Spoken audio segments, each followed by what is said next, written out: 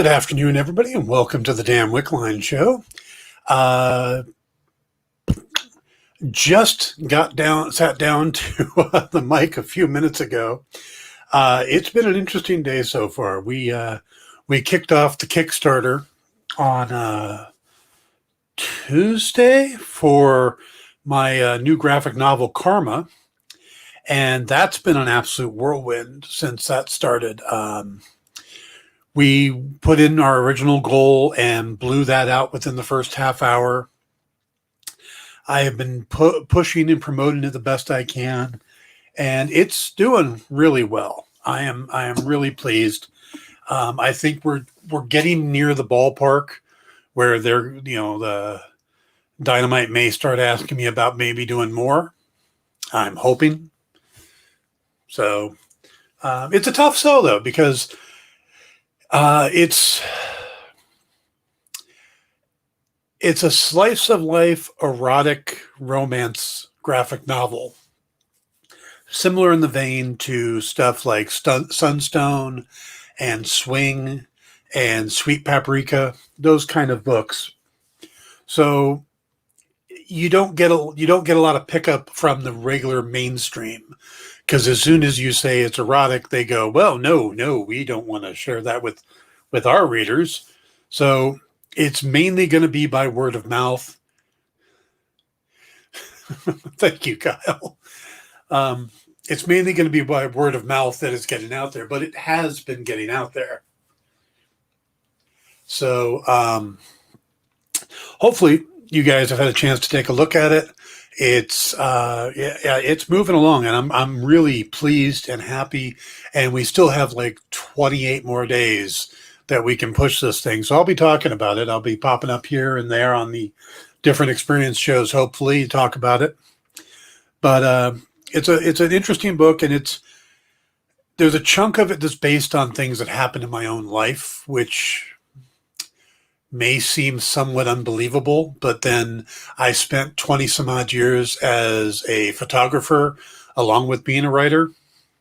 I have been on the sets of adult films. I have shot with probably close to 200 different female models, varying from glamour to nude to everything in between. I have been paid to do some rather risque toy stuff. I mean, I've had an interesting life, I got to tell you. So to take some of those events and sew them together in a narrative story was a lot of fun, and I'd love to tell more. I actually sat down and reread the book today just to get it all fresh back in my head, and I forgot just how much I've pulled from real things. So it's a lot of fun. And I can't wait for people to see it. And I love the fact, I mean, we've got, I think it's like 400 some odd backers already, which, the dollar numbers are nice, but when you have 430 backers, that's 430 people who are going to be reading the story you created. And that means probably, I mean, don't say this to Nick, because Nick gets the money, because, but for me, it's 430 people. It's going to be pretty awesome. So, Dan is going to interview himself in the style of the Weird Al Show. I don't remember the Weird Al Show. I don't remember that style, but we'll figure it out. I'm up for trying anything. So, which is half of why the book is the way it is. The other reason I was a little late getting to the show today is I was chatting with Lisa this morning in text messages, and she showed me this funny video, and I'm like, it's kind of funny and depressing at the same time. And she wrote back, "Fuck optimism." And I thought, well, that should be a t-shirt. And I told her that. And then I thought, I've got one of those, access to one of those websites where you could just put up any image you want and make it a t-shirt. So out on TeePublic now, if you put in F optimism with F being spelled out, you can buy t-shirts, mugs, anything you want. I love technology. I love that you could just do something silly like that. You could take 20 minutes and throw it together, and someone could buy it. So You want a phone case, they're available out there. So gotta love technology nowadays. It's pretty amazing. So, all right, we should probably get to our main topic. Kyle says Weird Al would ask questions, then splice it over interviews from Entertainment Tonight, so celebs were giving absurd answers to even more absurd questions. We could absolutely make that happen. We could do that regularly. That could be the new show. We could just make that how we do our show completely. So take interviews with comic book creators and just dub in better questions. Yeah, I'm sure that would go over well. All right. So, Book of Boba Fett. Book of Boba Fett. Episode 2 or Chapter 2, The Tribes of Tatooine. Or, as you might know it, Dune. Because that's kind of the storyline we're doing. It's a pretty straightforward Dune story they got going on. And it's pretty fascinating. But before we get too far into it, Disney released a video of Ming-Na Wen talking about playing Fennec Shan. And Ming-Na Wen has played a lot of great characters. Just two off the top of my head would be the Chun-Li and also Agent Melinda May from Agents of S.H.I.E.L.D. So she calls this one of her favorite characters. So why don't we watch that real quick? I know Kyle's a huge fan of that, so let's take a look at it. When I showed up on The Mandalorian Season 1, I died. But by the grace of the Force, I was resurrected. I love working with Ming-Na. She plays Fennec as the ultimate foil to Boba. They balance each other out. She has a great spark. We have great chemistry, and it's always good when the camera can capture a little bit of that vibe that happens between two actors when they're going at it. I was investing so much of myself into this role. It's really a dream role of a lifetime. I'm a massive Star Wars fan. To be a part of Star Wars and then to be part of Boba Fett's incredible legacy, there are just no words.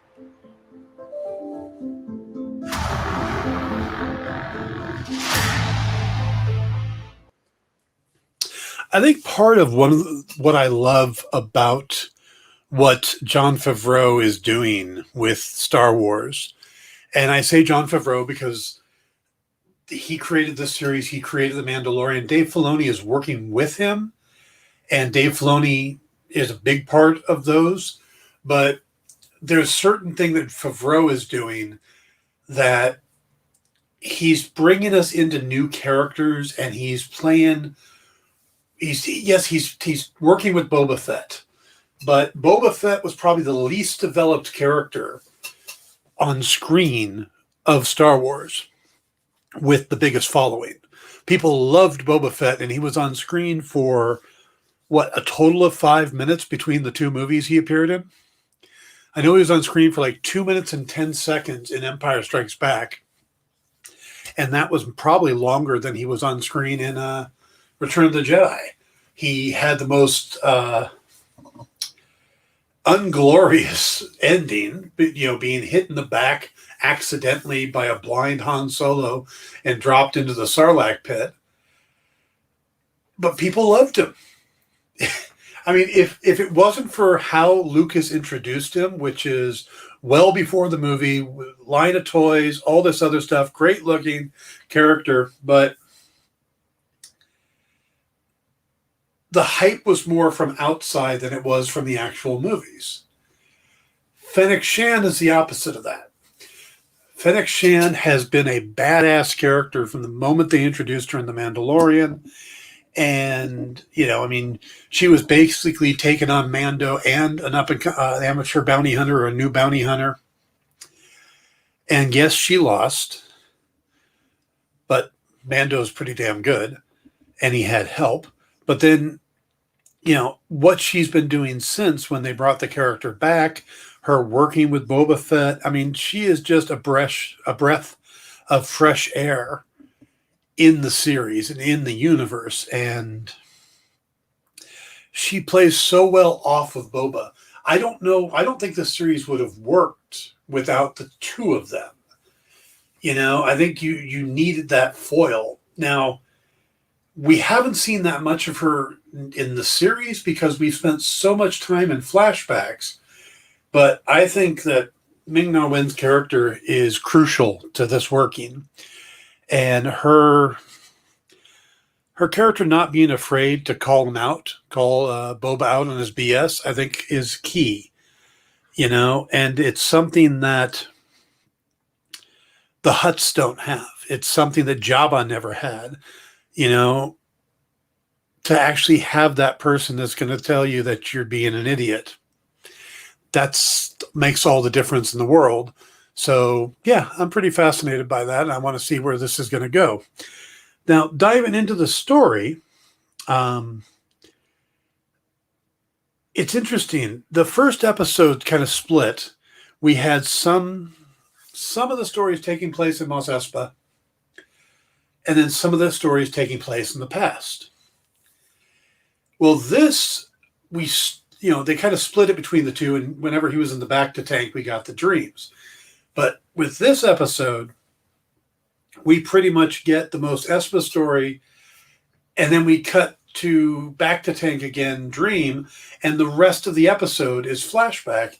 And it almost feels like they could have just given us, one episode all put together of the flashback, and then one episode moving forward. And I don't get the need for jumping around like that.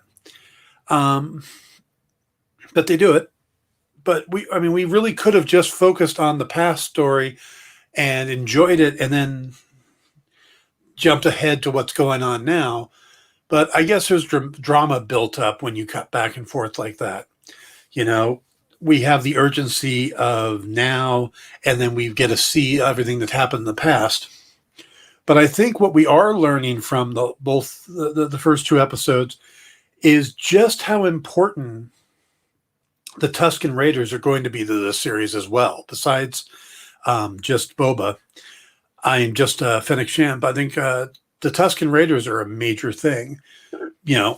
We had his time, the Dances with Wolf time, and it was pretty good in the first episode. But here, JD points out Dune or Lawrence of Arabia. That's another one that a lot of people are referring to because of the train sequence. And I think this is where the character is starting to grow. But I think the Tuskens are going to be a huge part of his motivation, because the biggest question we have going into this series is, why would a bounty hunter suddenly want to be a crime lord? Because he'd never showed any of that kind of ambition in the past.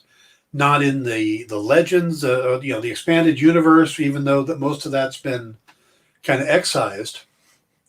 He's never shown an inclination to any kind of leadership, or he's had his crew, but he's never wanted to be a crime lord. So where does that come from? And I mentioned this last week, and I've been talking to Kyle about this. I think it's specifically based on where he is. He doesn't just want to be a crime lord. He wants to be the crime lord of Tatooine because of his connection to the Tusken Raiders. He's seen them, and we get that at the end of the first episode, how they're in hiding basically in the dunes. They're getting walked all over by these people and killed. They're not respecting them. And he, part of the train thing is to get them established.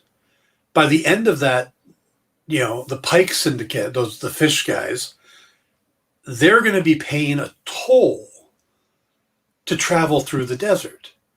That's going to bring money and probably equipment and stuff to the Tusken Raiders. So their life has just exponentially gotten better, because not only will there not be a train going through trying to kill them, which it seemed to do a pretty good job of, but now they're going to gain by that. It's now their desert. He's established it's their desert, and if anybody wants to travel through it, they have to pay a toll. Now, if he keeps this up, that's going to help them raise their status pretty much.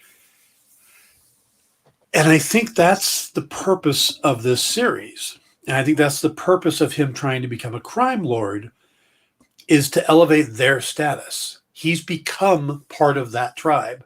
And we see that through the flashbacks in this episode, that he has been accepted by the tribe and has become one of them. And in the lore, we know that the Tusken Raiders are a race of people, but they have taken in others. Now, it's going to be interesting to see. I think there's some more surprises coming. But I'm kind of all over the place right now with this conversation. I should probably focus it in back into the episode and how it progressed. We start off with a new group, the Assassins of the Night Wind. This is not a established group. This is something completely new. And when they bring it in, it's funny, Fennec Shan's attitude about it, because it sounds like they're this very prestigious group, but her whole attitude is, you're just paying for the name. It's like, you buy a Mercedes-Benz. Well, you're just paying for the Mercedes-Benz name. The car isn't that much better than this car or that car. That's the approach she has to it. And I thought that was pretty interesting. But I wonder if it's also, she's a master assassin, as Boba refers to him as, or her as. Is it a bit of jealousy or competitive, oh, they're nothing, I got them beat type of thing. So, but yeah, the Masters of the Night, or the Assassins of the Night Wind, are a brand new group to Star Wars lore. It'll be interesting to see if it's just a one-off thing, like they went, well, we need something and there isn't anything, we'll throw it out there, or if they have big plans for the group. There's a reference to the Rancor, and I know there was a lot of people wondering if there was another Rancor. He has the Rancor pit. The whole thing in Return of the Jedi where he drops Luke into the Rancor pit and the Rancor gets killed. If you look at the lore, Jabba had 2 Rancors. There's the one that gets killed in Return of the Jedi. I don't remember that one's name. But then they introduce a second, younger Rancor in the Bad Batch named Muchi, that the Bad Batch helps capture and bring in and give to Bib Fortuna to take to Jabba. So there was the possibility when, and nobody else would get this. I mean, unless you're following the Bad Batch, you don't know this, but there was a possibility that another Rancor could have been in it. So it's kind of interesting that they went ahead and played that out, that, well, we're going to feed you to the Rancor. And of course, he doesn't know. So he gives, it's the mayor, it's the mayor. And it's a little confusing because the Nightwind guy says it was the mayor. So Boba and Fennec go to meet the mayor. And of course, they get the bureaucracy opening, and the weird the major domo of the mayor is there. And he's just an odd one, isn't he? I mean, yeah, he's just odd. But they go in and they force their way in with the 2 Gamorrean guards and the assassin. And the mayor, A, kills the assassin, which I thought was interesting. But B, tells them, basically denies hiring him. And pays tribute, but pays tribute in kind of a unique way. Like, I'm going to pay you for bringing in this assassin that's not supposed to be here. Now, it's not a very big amount. You get the feeling when Fennec kind of holds the bag that it's not very impressive. But I think it's a little victory for Boba there. But then but there's also, I think the mayor is hedging his bets there. Because the assassins obviously didn't work. Now, did we find out that Jabba's cousins, the twin Hutts, are making a play for the territory. Now, did those two make the mayor hire the assassins, or did they hire the assassins? It's very unclear there. But we find out that there's something going on, and he tells them to go to Sanctuary, which is where Jennifer Beals' character runs the place. What's her name again? Madame Garza. And that's where we find out that the Hutts are still, that the twin Hutts are trying to take over. Now, this is interesting because they've got their own bounty hunter with them. And this was the big reveal. We have been talking about whether or not we would get any other bounty hunters, any of the other bounty hunters from Empire. And while we didn't get any from the Empire, we did get a newer one that was created in the Darth Vader comics in the last few years. Black Krrsantan. This is a black-furred Wookiee who was basically was forced to fight in gladiator pits. So that's why Boba refers to him as a gladiator, because that's his background. Then he went on to become a bounty hunter, and he's tied to Boba Fett. They know each other. They both worked for Jabba at the same time, and in the comics, Vader goes to Jabba and asks for 2 bounty hunters. One that he's sending off to track someone that's got something going on with the Emperor, a possible replacement for Vader, and he wants to know about it. And Boba he sends off to find out who the pilot was that destroyed the Death Star. He doesn't know. He doesn't know it's somebody named Skywalker. So there's that whole story in the comics that involves Boba and Black Krrsantan. So these two have a history.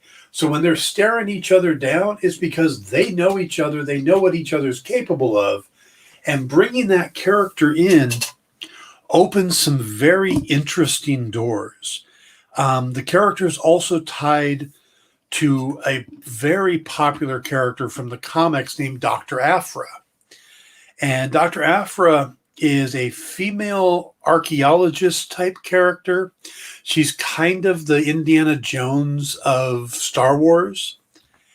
And bringing in Black Krrsantan, or Santi is another name for him, or BK, bringing that character in means that they may be bringing in Dr. Aphra.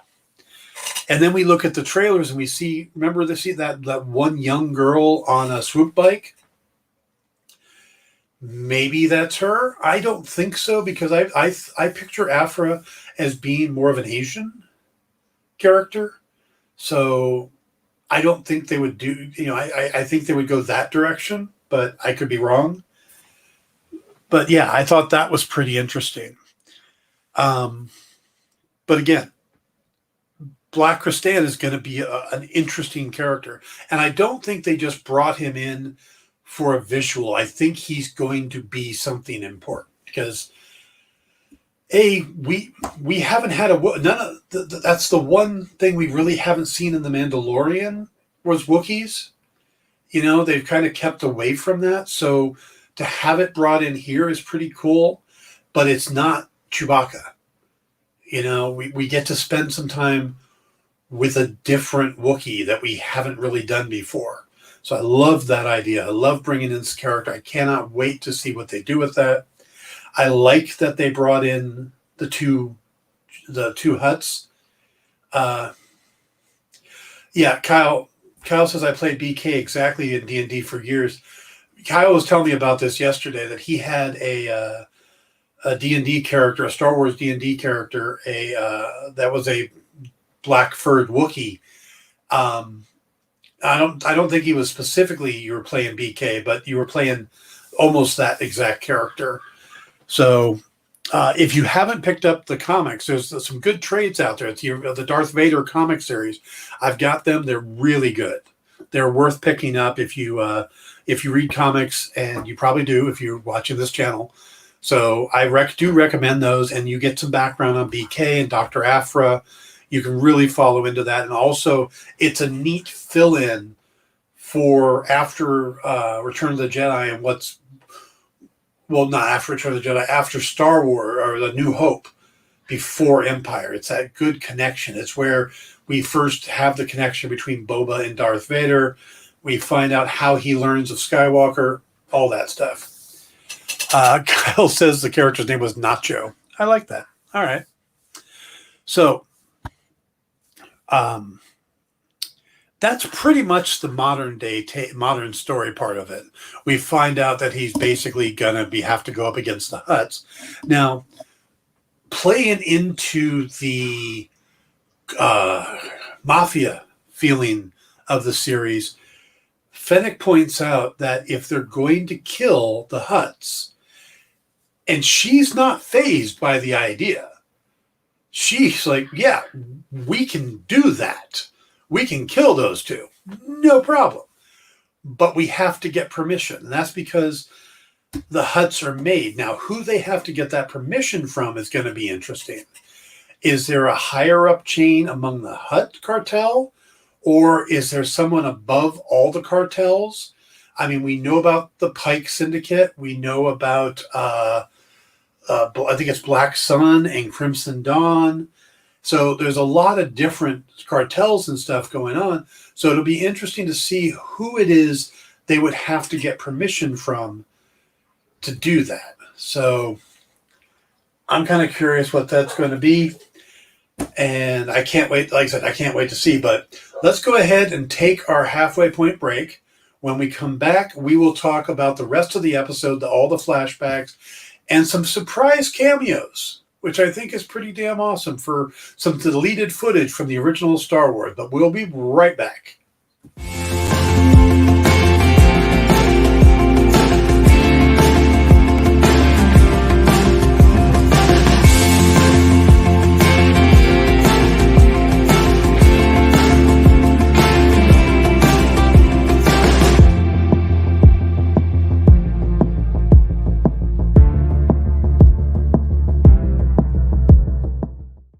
To be continued. 3 little words that hold the secret to the next great story. 3 words that will thrill you, confound you, give life to new possibilities. Every variation of To Be Continued is a promise of adventure, a promise of excitement, a promise of unseen wonders and unexplored worlds. A promise that every issue you read makes you a part of a never-ending journey. And behind every page, there will be an unopened door waiting for you. This story to be continued at your local comic book shop today. Visit comicshoplocator.com today.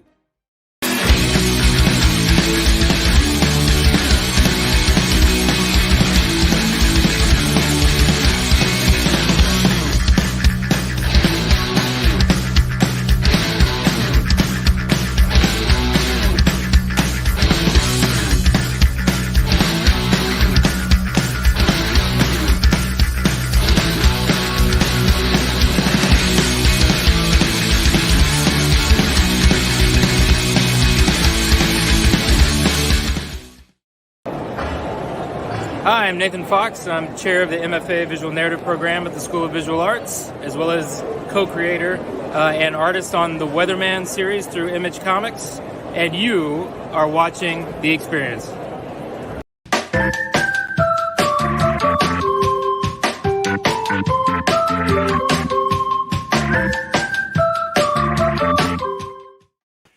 All right, guys, we are talking about the Book of Boba Fett, Episode 2, The Tribes of Tatooine. And I got to tell you, there's some interesting stuff we've been learning about the Tusken Raiders. Before we get too much into the story, I want to point out two of the people in the costumes. The youngling that he went out into the desert with and fought that Harryhausen beast. The young actor playing that character is Wesley Kimmel, who is the son of late night comedian host Jimmy Kimmel. So there's a connect. I mean, yes, Jimmy Kimmel's on ABC. ABC is owned by Disney. Disney owns Star Wars. But yeah, Wesley Kimmel is the young actor and it is Jimmy Kimmel's son. He's been in some other things too. He was in WandaVision. What was he in WandaVision? I'm trying to remember now.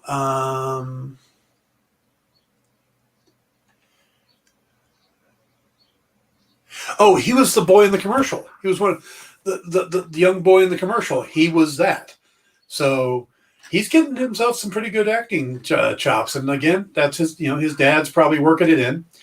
But the person I really want to highlight here is the Tusken Raider with like the black, I don't know how to describe it. I don't want to say dreadlocks, but the black, like stringy stuff off the back of the head. That's a woman. That is Joanna Bennett is playing that. So that is a female Tusken. She's the same one that rides her swoop bike into the train, and then you see her going inside the train and just taking out one pike after another, after another, after another. And she is pretty badass, and she is a stunt woman playing this part. She has posted on social media talking about hyping the character. She says, make sure to watch the first episode. Such an amazing opportunity to play the Tusken Warrior. Can't wait to see the rest of the season. And then she thanks all the people that have given her the opportunity, along with some of the other people she's working with. And, of course, to Tim Morrison for dancing with her. And that, of course, as the end of the episode. But she's the one that's training him with the gaffy stick. And she moved like crazy. That was such a badass train scene, but we're going to get to that in just a second. I don't want to get too far ahead, but I just wanted to point out that Joanna Bennett, and I mean, she is just rocketed in this series, and she has been a stunt person. She was she doubled for on Captain Marvel for Brie Larson. She's been working on Grimm and on Stargirl, in Aquaman, Ant-Man and the Wasp. So she's, Justice League, Jumanji, Welcome to the Jungle. She's just, she was Karen Gillian's stunt double in Jumanji. So she's getting a lot of work, and she is a badass. And I hope that she gets a little bit more, because I'm curious about that character. I got to tell you, the Tusken Raiders are really making the Tusken Raiders are really exciting to me in this series, because we're learning so much more about these characters that we've seen for years. I mean, these were from the original Star Wars movie, and we're finally getting more into them. I love that that's what we're focusing on here. And the idea of a female Tusken warrior, I always get that mindset when I look at Star Wars, is I want to know, it's like, I'd love to do like an Ocean's 11 or a Magnificent Seven type with different characters, different races from Star Wars. So you pull in a Mandalorian, you pull in a Wookiee, stuff like that. Well, a Tusken Raider, especially a female Tusken Raider, she would be badass on any team. So I hope we see more about her. I wouldn't mind if there was suddenly a love interest between her and Tim Morrison. If there was a romantic thing between her and Boba Fett that really, brings him more into the tribe, I have no problem with that at all. I think that would be great. So really curious to see what they do with that. And I hope she keeps getting to play the part. And yeah. All right. So we go back to the scene and we see that he's moved up a bit on the chain in the tribe since helping defeat that creature and not, and letting the kid take credit, because now when the younglings are digging for the black melons, he's getting to train, and he's actually training with the gaffy stick, and we're seeing him learn and stuff and get better. And then we see this thing approaching in the desert. And at first, my thought was, and I think a lot of people's was, maybe this is a crate dragon. Maybe we see a crate dragon coming across. And again, this is where the allusions to Dune comes from. But most of Tatooine is pretty much Arrakis from Dune. And, Lucas has been upfront about borrowing, that Dune inspired him for some of his stuff. So the spice that gets sold, all that stuff, it's kind of borrowed from Dune. So I consider this like the easier to understand Dune. Well, you see this thing coming through the desert, and you're thinking, okay, maybe it's a crate dragon, but it turns out it's a train. It's a speeder train going through the desert, and I don't know if it was on tracks or not. I don't think I actually looked close enough to see if it was, or if this is just a very long speeder going through the desert. But in doing so, they have gunners that shoot at any sand people they see or any Tuskens they see. And of course, the Tuskens are known for firing at things when they go by, but we find out from the leader of the tribe that some Tusken tribes do that, some don't. Some are more violent, some are more peaceful. It varies, which I thought was interesting. But, quite a few of the Tuskens in the tribe get killed by the gunners on the train. And this bothers Boba. I mean, this really upsets him enough that he goes to the chieftain and says, look, I'm gonna take care of this. I'm going to get us a way to stop the train. And, he says, I'm going to take a stick and a gun and I will be back. And they let him. And if you think about it, at that point, he was gone. He could have left. He could have just not come back. But he is now committed to this tribe, and they're starting to trust him. Well, he goes to this little bar in the middle of nowhere. And for most people, that's going to be exactly what it was. To big Star Wars fans, you're going to notice that it's Tashi Station. Tashi Station, of course, is talked about in the first Star Wars movie. Luke talks about how he was going to go to Tashi Station and get some power converters and stuff like that. Well, there is a famous deleted scene from the first Star Wars movie, and we've got it queued up here, so we're going to play it. And this is important because this is where the scene takes place. So go ahead and roll that.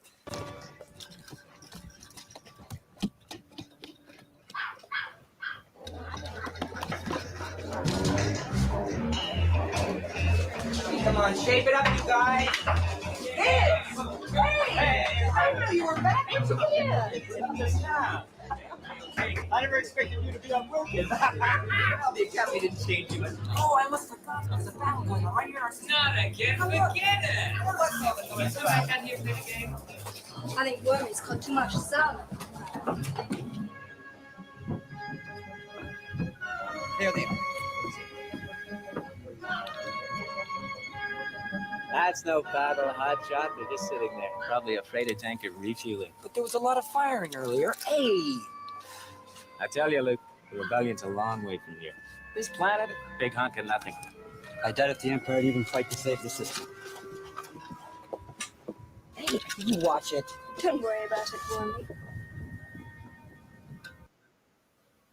All right. What's important there was one thing, the room they went into, that's exactly the room that Boba goes into and confronts the Nikto swoop bike gang. But what's more important is the three people that he talks to there. One is Biggs. Biggs is his old friend. He sees him at the Battle of Yavin. We all know about Biggs. The other two are Cammy and Fixer. Now, what's great is when we go into Tashi Station we first see the Niktos in there and they're messing around with the people inside. There's a couple sitting at the table, and that's Cammy and Fixer. They brought back the two characters from the deleted scenes. Now, they're not the same actors, of course, because, that was 1977 and we're now in 2022. But these were played by Mandy Kowalski and Skylar Bible.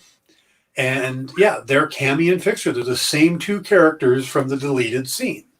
So again, that's the type of thing that Jon Favreau and Dave Filoni, and these are the things they're giving us in Star Wars. So tying into the Sarlacc, all this stuff that they've been kind of dealing with, I think this is awesome that it is really just a love letter to the fans who really dig deep into this stuff. So that was Cammy and Fixer. And of course, Boba goes in there and they're all Niktos and they get their ass kicked. And he takes their bikes and he takes them back. And then we get this really neat, again, very old Westerns, very Western style montages of training the indigenous people to use technology so that they, with them jumping from bike to bike and all that. They really are embracing older Westerns again with like Lawrence of Arabia and things like that.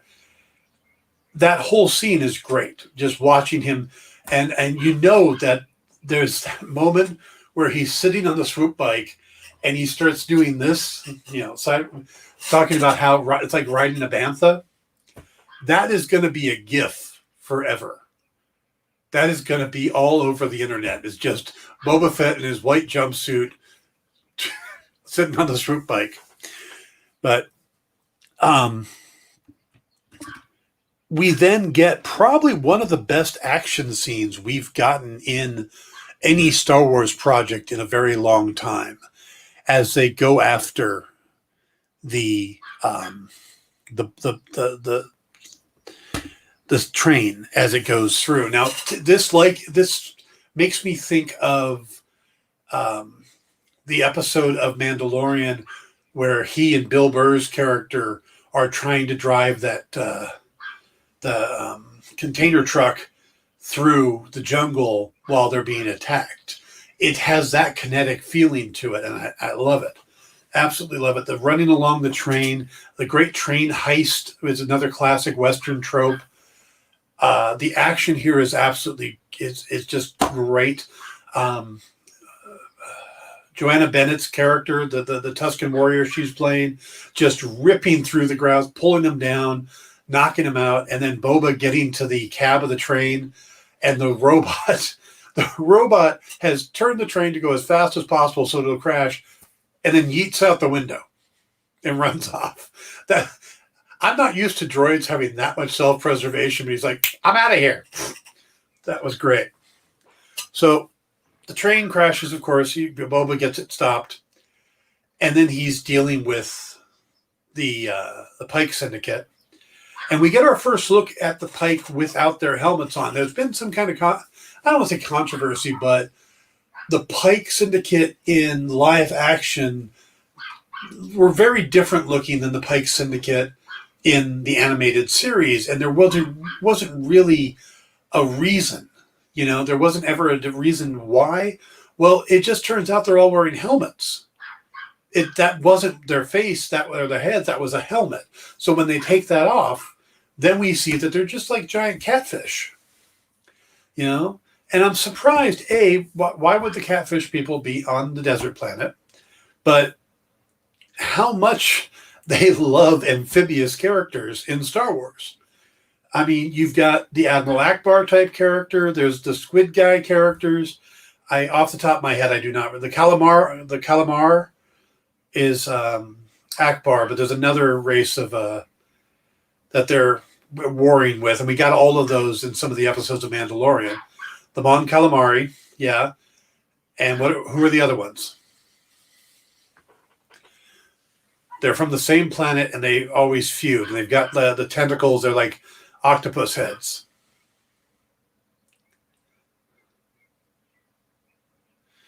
JD's quickly scrambling. I don't remember. Oh my God. I'm going to lose my Star Wars cred. But they do seem to love these amphibious characters. So Boba sets up the Quarren. Thank you, Jeff. Good man, Jeff. The Quarren. So we've got the whatever the creatures are. That's part of the Pike Syndicate, and maybe they're the Pike. And then the Quarren, and then the Mon Calamari. So they do love fish people in Star Wars. But he gets it set up, and he basically dictates to them that from now on, anybody traveling, especially with spice, through the desert needs to pay a toll to the Tusken Raiders.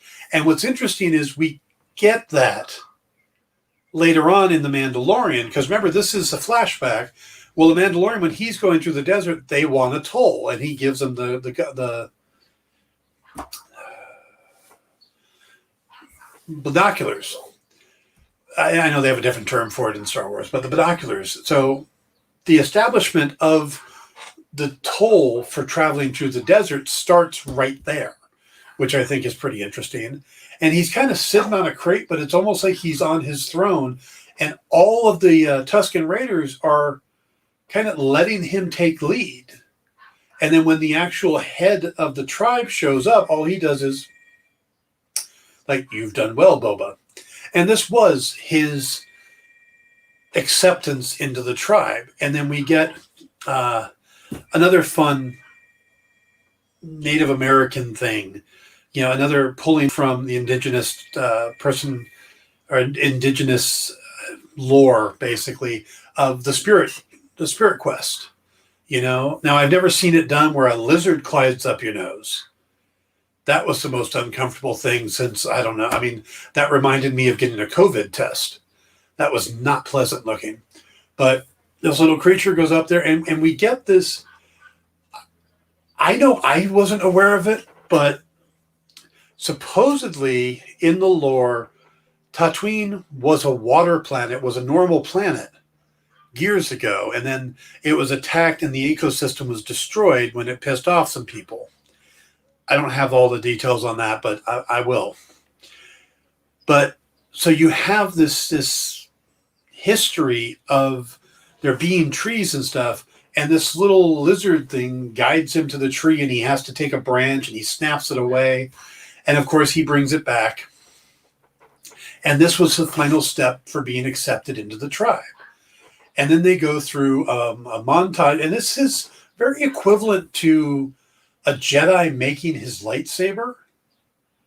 This is him making his own weapon, him making his gaffy stick. So when he comes back with this big tree branch, and they take the lizard out of his nose, thankfully, and they just put the bowl out, and the lizard goes, "Oh, I'm back." And my thought was, I really hope you clean that before you go to the next spirit quest. But he gets led over, and they go through the whole process of making the gaffy stick.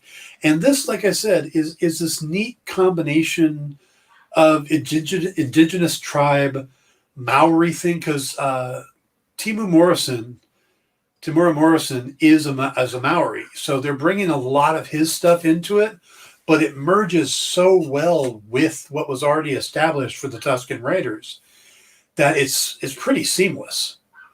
It's really impressive how well they're making all of this merge together. I mean, the gaffy sticks work well with the Maori have these sticks of their own, so it's really not that big of a stretch. It's just flowing really well. I don't know if Lucas had some of that in mind when he did that,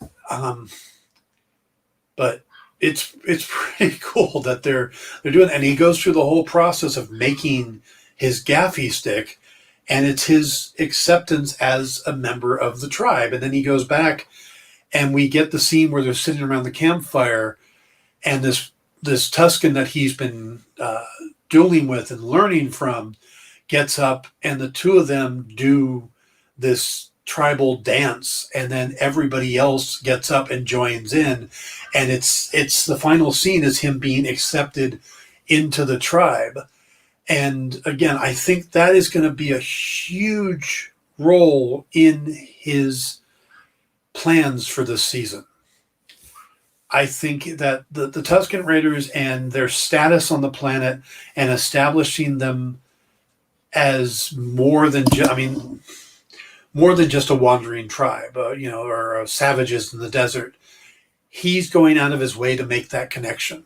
I think him becoming crime lord is part of his plan, and it's all because of his time. So a lot of people have commented about how the Boba we have now is very different than the Boba we had in Empire and Clone Wars. And I think it's all because of this time he's spending with the Tuskens. And modern day is 5 to 8 years from the flashbacks. They're not being specific, but I think it's like, I know that it was at least 5 years when he came out of the Sarlacc pit. Had he been in the Sarlacc pit for 5 years? No. But it's 5 years when it's like 5 or 6 years when Mando meets Cobb Vanth. So we got that time that we're filling in. So he's still got more years to spend with the tribe before he heads off. So I have a feeling we're going to continue with this is almost like an Arrow-like thing where the flashbacks are a major part of the show. It's not just, we're going to have a flashback here and we'll explain, and then later on, we need a flashback there. I think we're going to be having these splits through most of this season. Now, it worked really well for Arrow. I think it was a little cumbersome in the first episode. And here in the second episode, it was a little less jumpy back and forth. It was pretty much, we're going to take care of modern day, and then we're going to take care of the flashback. And that's it. So it'll be interesting to see how they merge those two going forward, how much more we're going to get from the previous. JD says, I think the subtext is that he was, at heart, a lost child who was finding his family he didn't know he wanted. Yeah, I think you're right on that. I think, there's a lot of scenes. I mean, one of the scenes he sees during his spirit quest is him watching his father fly away from Camino and leave him behind. I think he feels very lost, and which is pretty interesting because this is a guy who technically has thousands of brothers out there with the clones. I don't know how many clones are still alive at this point, but there's, all the clones are his brothers. Then there's possibly Omega out there, depending on what happens to her after Bad Batch. So he's got family, but not the traditional family. He's got these clone siblings. But yeah, he's always been looking for a family, and he tried that when he was younger, when he put his own crew together. So I could see him really appreciating being accepted into the tribe. And now he's somehow connected to Fennec Shand, and he's trying to build something new and different. So I'm loving this. It's not what I expected it to be, but I'm liking it a lot. I thought this would be a little more Godfather, and we're not quite there yet. There's the hints of it, or Sopranos. We're getting those little hints, but we're spending a lot more time in the Dances with Wolves, Lawrence of Arabia era. And will we start seeing more of the modern day and get out of the past? I'm thinking we were going to eventually, but I don't know how much more of the past they want to show us. And I don't know how much they want to show he's connected. At this point, he seems pretty connected, But will there be a love interest? Will there be something else that makes it even stronger? I think there's a good chance. I think there's still more to come with the tribe before he ever finds Fennec Shand and before he goes after his armor. And we got to figure out why he suddenly decided he wanted his armor back. Is it just because it was finally leaving the planet? It would be out of his reach? Or did he want it for something specific, and why? So, all right, guys, that is going to bring us to the end of the show. Thank you for joining us. Please, if you get a chance, go check out the Kickstarter. I would appreciate it. It's called Karma. Maybe JD can throw the link up real quick if he can get it. And I will be back next week with shows about whatever the third episode is. We'll start talking about Peacemaker when that starts airing on HBO Max. And of course, I think I'm going to do a deep dive into Black Kristan, just so I'll probably do that on Tuesday so we get a good idea who the character is before we get any further into the Book of Boba Fett. So we'll cover Black Kristan next week, along with the third episode and whatever else comes up. So thank you for joining us. I hope you guys had fun. I will see you next week. Please stick around for Minute to Skim It with Miss Jen. And then later tonight, we'll be kicking it with Henri. Jeff, thanks for coming. What's in the box? Well, did I say Minute to Skim It? You're correct. It's What's in the Box, where Jen takes a random box out of her warehouse, opens it up, and sells whatever's in it. So hopefully it's not like her personal photos and something that she grabs the wrong box by accident. That would be a fun episode, wouldn't it? All right, guys. See you next week. Have a good one.